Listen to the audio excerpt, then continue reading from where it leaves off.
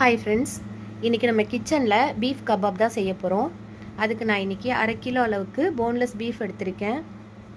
அதில் 2 பச்சை மிளகா, கொஞ்சமாக புதினா, கொஞ்சமாக மல்லி இலை, 1 டீஸ்பூன் சில்லி பவுடர், 1 டீஸ்பூன் தனியா powder, 1 teaspoon pepper powder, 1/2 teaspoon garam masala, 1 teaspoon ஜீரா பவுடர், 1/2 டேபிள் ஸ்பூன் இஞ்சி பூண்டு பேஸ்ட், 1/2 டேபிள் ஸ்பூன் சால்ட். இது எல்லாத்தையும் மிக்சர் ஜாரில் சேர்த்துட்டு ஃபைனாக அரைச்சிக்கணும்.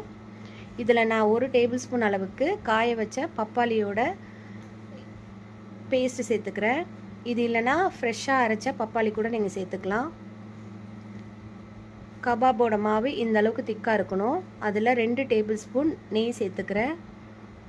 1 டேபிள் ஸ்பூன் உடச்சக்கடலை பவுடர் சேர்த்து நல்லா மிக்ஸ் பண்ணிக்கலாம். 1 வெங்காயத்தை கிரேட் பண்ணிவிட்டு இந்த மாதிரி தண்ணியெல்லாம் புழிஞ்சிட்டு சேர்த்துக்கிறேன். பப்பாளி சேர்க்கையில் நல்லா சாஃப்டாக வரும். கடையில் கிடைக்கிற மாதிரி கிறிஸ்பியாக வரணுன்னா கொஞ்சமாக பீஃபோட கொழுப்பு சேர்த்துக்கோங்க. நான் சேர்க்கலை. இப்போ ஒரு ஸ்கியூவர்ஸில் கொஞ்சமாக ஆயில் அப்ளை பண்ணிவிட்டு நம்மளுக்கு தேவையான சைஸில் மெல்லிசாக எடுத்துக்கலாம்.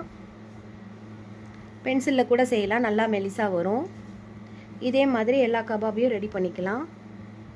இப்போ தோசை தவாவில் கொஞ்சமாக ஆயில் சேர்த்துட்டு சூடானதுக்கப்புறம் லோ டு மீடியம் ஃப்ளேமில் வச்சு ஃப்ரை பண்ணிக்கலாம்.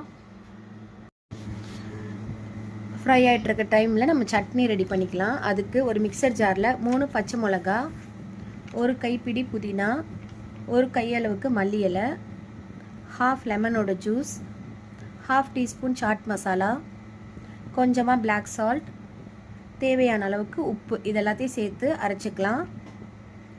சைடில் நம்மளோட கபாபும் ரெடி ஆகிருச்சு, எடுத்துடலாம். சட்னியும் ரெடி ஆயிடுச்சு. இப்போ நான் ஒரு கபாபை ஓப்பன் பண்ணி காட்டுறேன். நல்லா சாஃப்டாக ஜூஸியாக வந்திருக்கு. இப்போ நம்மளோட கபாபை சாப்பிட்டு என்ஜாய் பண்ணலாம்.